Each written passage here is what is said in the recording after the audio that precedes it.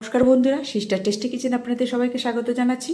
আজকে টেস্টি কিচেনের একটা সুন্দর ইয়ামি চায়ে খাওয়ার একটা বিস্কুট ভাজা দেখাচ্ছি, আপনাদের সঙ্গে শেয়ার করছি কিভাবে বানাচ্ছে। তো দেখুন, প্রথমে কড়াইতে আটা নেওয়া হয়েছে। এখানে 500 আটা আছে, আর স্বাদ অনুযায়ী নুন দিয়ে দিচ্ছে, আর তাতে দিচ্ছে ময়াম দেওয়ার জন্য ওই সাফোলা গোল্ড। আমি বলেছি বন্ধুরা, যখনই আমি সাদা তেল ইউজ করি সাফোলা গোল্ড ইউজ করি।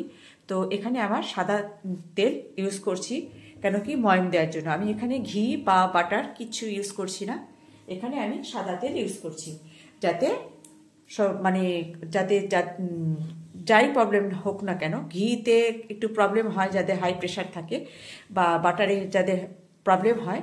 তো এখানে আমি একদম তেল দিয়ে একদম সাদা তেল দিয়ে ময়াম দিয়ে নিচ্ছি, একদম যাতে খাস্তা মুচমুচে হয়। আর এখানে আমি কোনো বেকিং পাউডার বা বেকিং সোডাও ইউজ করব না, এখানে আমি শুধুই ময়াম দিয়েই কাজ করব।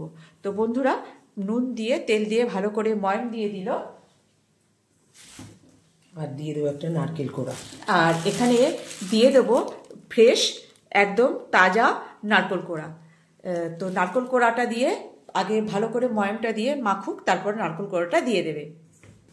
বন্ধুরা, এখানে একদম একটা গোটা নারকেল একদম কুড়িয়ে সেটা দিয়েছে, সেইটাও মিক্সিং হবে। আর এর সঙ্গে মিক্সিং হবে, আগে এটার সঙ্গে মাখিয়ে নিন, তারপরে যাবে গুড়টা। এবারে আমি আগে ওটা দিয়ে মিক্সিং করে নিই, তারপরে দেবে গুড়। দেখুন বন্ধুরা, 500 আটা আমার এখানে, তো গুড় দিচ্ছে 200 গ্রাম। তো এই গুড়টা দিয়ে ভালো করে আবার মাখিয়ে নেবে, মাখিয়ে নিয়ে তারপরে হালকা হাতে জল দিয়ে এটাকে মাখবে। আগে গুড়টাকে মিলিয়ে নিচ্ছে আটার সঙ্গে। বন্ধুরা, এই যে গুড় দিয়ে একদম এখানে গুড় বোঝা যাচ্ছে, গুড়টাকে এমনভাবে ওই আটার সঙ্গে চটকিয়ে আর কি মিক্স করে ফেলেছে, এরকম করেই মিক্স করে বেঁধেন, যাতে গুড়ের ইয়েটা না থাকে, একদম ঝরঝরে। একদম দেখছেন সাদা আটাটা কিরকম লালচে হয়ে গেছে, ওই গুড়ের জন্য এটা লালচে হয়ে গেছে। তো বন্ধুরা, এইবারে আস্তে আস্তে করে জল দেব, আর এটা মাখা হবে হাতে করে করে করে সব, একসঙ্গে জল দিয়ে দেবো না, একটু একটু করে জল দিব, শক্ত শক্ত, আটাটা একটু শক্ত শক্ত করে মাখবে। তো দেখুন বন্ধুরা, এইভাবেই আস্তে আস্তে একটু একটু করে জল নিয়ে নিয়ে মাখবে। তো আজকে আমার দিদি একটু আমাকে হেল্প করে দিচ্ছে, সেই জন্য দিদি বলল আমি মেখে দিই, সুবিধে হবে।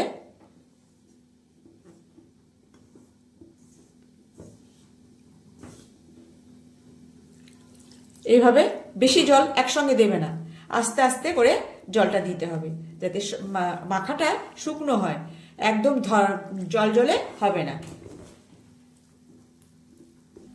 দেখুন বন্ধুরা, এই যে আটার মাখাটা এইরকম হবে, শক্ত একদম, একটুখানি জল দিয়ে দিয়ে এতটা টাইট যে শক্ত, এতটাই টাইট হবে যে এবার এটাকে লেচি কেটে এটাকে বিস্কুটের মতন বানানো হবে।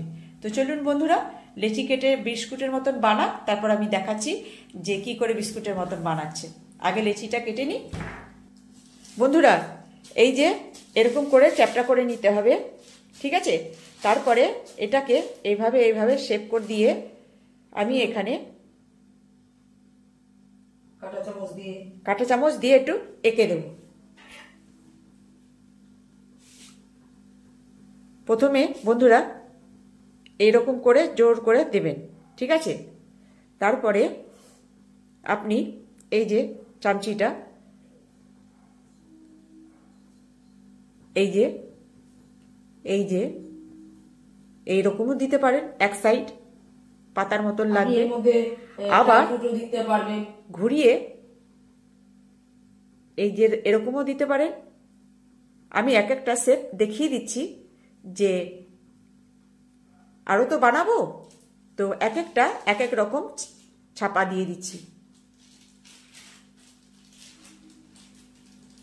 তো এটা একটা গোল পাতা হয় না, পাতার মতন, মানে এই যে শীটটা, আর এই যে তার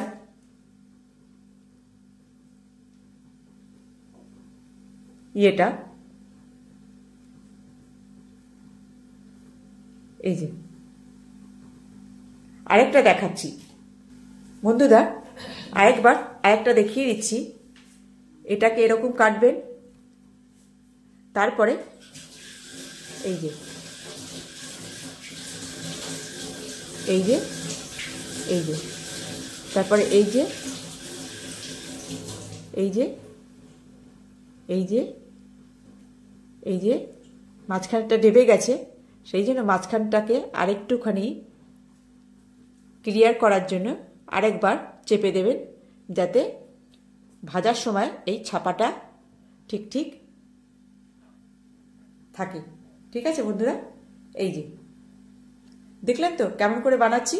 এইবার একে একে আবার আরেকটা নতুন ডিজাইন, ওটা একটা দেখালাম, এইটা একটা দেখালাম, তো আরেকটা দেখাচ্ছি। আরেকটা বন্ধুরা, এই যে ঝুড়ির সাহায্যে আমি দেখাচ্ছি, যে ঝুড়ির সাহায্যে এখানটাতে ঝুড়ির যে ছাপাটা সেটাও আমি এরকম করেও করতে পারেন, একদম ইজি।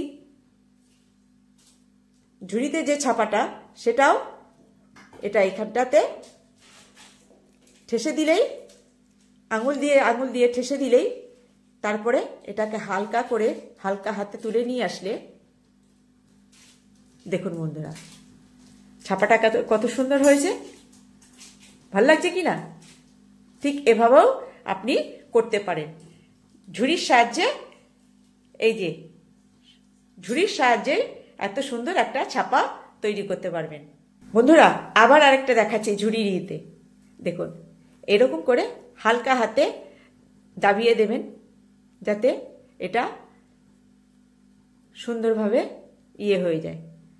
এবার আস্তে করে একদিক কান ধরে আস্তে করে টেনে নেবেন, দেখুন এই যে ভালো লাগছে কি না? এইভাবে একের পর এক আমি এটা, আপনারা যদি চান যে আমি কিছুই করবো না, প্লেন রাখবো, তো প্লেনও রাখতে পারেন, কিন্তু ছাপা দিলে একটু সুন্দর লাগে। তো দেখুন বন্ধুরা কেমন লাগছে।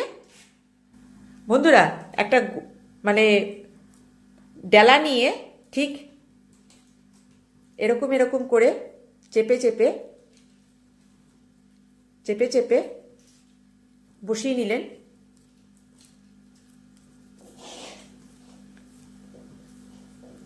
মানে ছাপাটাও সুন্দর হবে।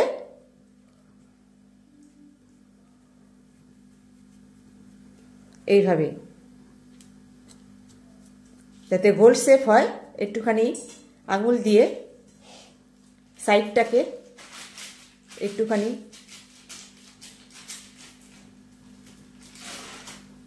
এরকম চেপটে দেবেন, তারপরে একটু হালকা হাতে এক কোণা দিয়ে একটু টেনে তুললেই একদম দেখুন কত সুন্দর ছাপাটা, বুঝতে পারছেন তো?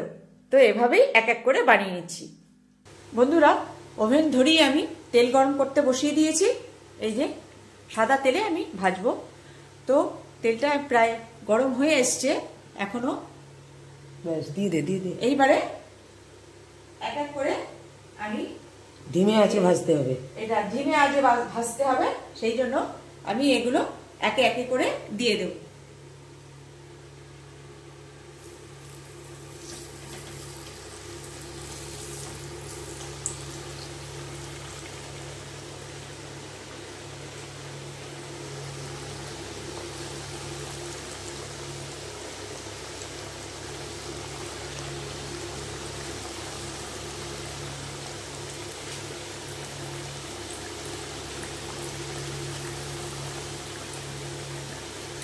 তারা তো দে না, এখান দিয়ে যা আছে পরপর দে না, আশ্চর্য। এই যে এবারে অনেকগুলো তো যাবে না, এই কটা এবারে ধিমে আছে এটাকে ফ্রাই করে নেব। এই যে বন্ধুরা এরকম করে আস্তে আস্তে উল্টে পাল্টে করে, মানে স্লো আছে একদম একদম স্লো আছে এটাকে মুচমুচে করে ভাজতে হবে।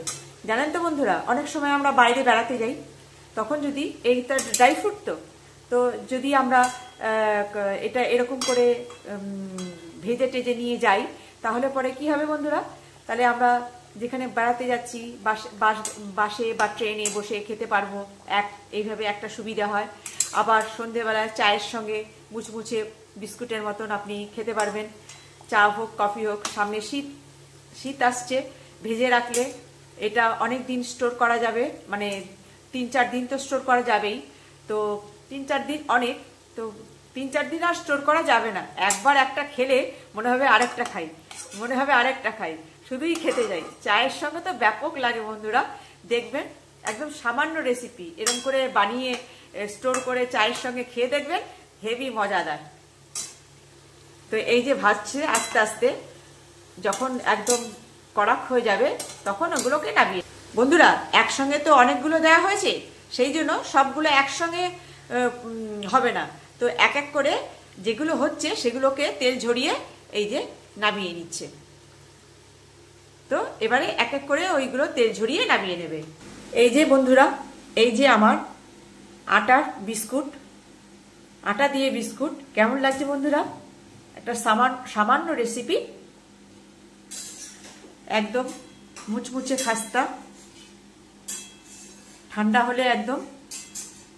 ঝুড়িতে রেখেছি এই কারণে বন্ধুরা, এক্সট্রা তেলটা যেটা থাকে যদি, তাহলে সেটা পড়ে যাবে। আর আমার এখানে আজকে বাটার পেপার নেই, নাহলে যদি আমি বাটার পেপারে দিয়ে দিতাম তাহলে তেলটা, ওটা মানে টিস্যু পেপারে যদি আমি রেখে দিতাম তাহলে ওটা তেলটা অ্যাবজর্ব হয়ে যেত, মানে ওর টিস্যু পেপারটা টেনে নিত। তো টিস্যু পেপারটা নেই যেহেতু, সেই হেতু আমি এখানে আজকে ঝুড়ি ইউজ করেছি, যেটা এক্সট্রা তেল ঝুড়ির তলা দিয়ে পড়ে যাবে। তো কেমন লাগছে বন্ধুরা? সবসময় তো মধ্যবিত্ত পরিবারে সবকিছু গুছিয়ে থাকে না, আর বুঝতেই পারছেন। তো সেই জন্য আমি যাতে এক্সট্রা তেলটা যদি থেকেও থাকে তাহলে ঝরে যাবে ঝুড়িতে, এটা আমি সবার জন্য মানে ব্যবস্থাটা যাতে সে করতে পারে, যে দিদি আমার তো অমুকটা নেই, না নেই তো নেই, তা ঝুড়িতে রেখে দিলেই তেলটা ঝরে যাবে। তো আজকে আমার এই সামান্য বিস্কুট কেমন লাগছে বন্ধুরা? ভালো লাগলে, আর চায়ের সঙ্গে তো ভীষণ লাগবে, ঠান্ডা পড়ছে, যারা কফি খান কফির সঙ্গেও ভালো লাগবে। যদি একটা খান বন্ধুরা, তা মনে হবে যে আরেকটা খাই, এরকমই লাগে, মজাদার। তো আর মুচমুচে খাস্তা। তো বন্ধুরা, এই যে আমার সামান্য রেসিপি আপনাদের কেমন লাগলো? ভালো লাগলে একটা লাইক শেয়ার দিয়ে দেবেন, আর ভালো লাগলে আপনারা এই সামান্য রেসিপি বানিয়ে খাবেন আর এনজয় করবেন। রাখছি বন্ধুরা, বাই।